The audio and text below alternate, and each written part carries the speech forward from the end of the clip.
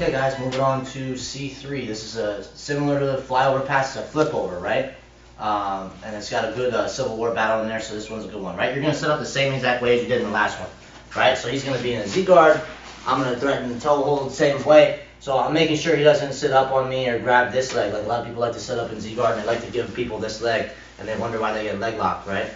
So you're blading your stance. So like my right side is like fighting him and I'm like here, okay? You gotta watch for G rolls and stuff like that too. I'm going to threaten that toe hold. He's going to kick free, sit up, I meet him, and I smash him with my head and face.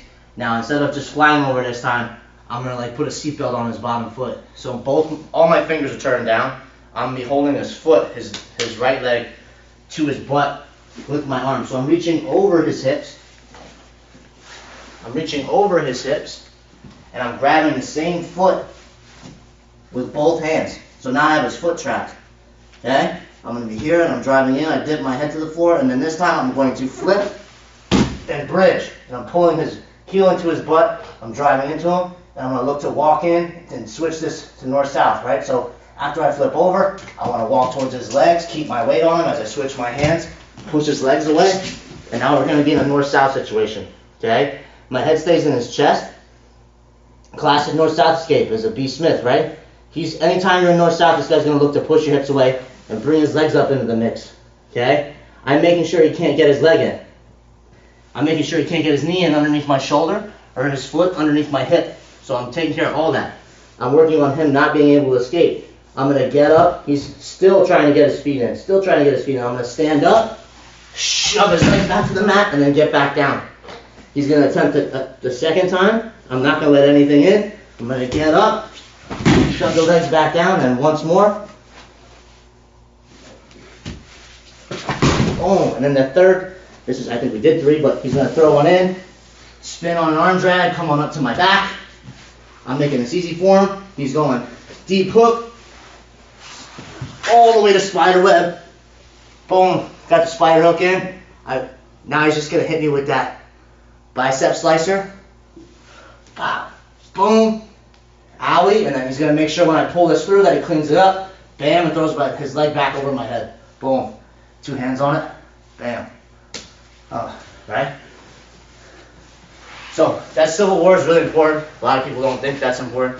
But after you pass the guard, actively shoving those legs away so the guy can't get their guard back is massive, right? You got to get good at that. You got to condition your body to just pop back up, shove them down. You're going to sweat, okay?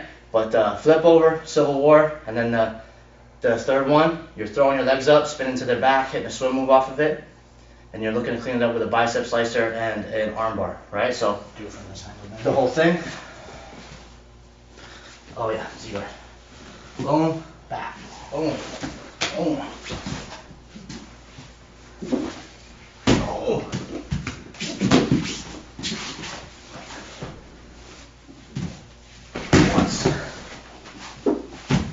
Once, third time you can get out.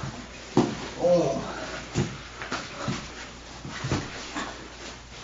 Good, and then check this out, guys. Like when I'm hitting this bicep slicer, right, I can use my hand here. If you have a hard time with getting your leg over top, I know that's like a standard thing for beginners, like I don't have the flexibility. If I use my legs to push his body down, I get a little bit of room.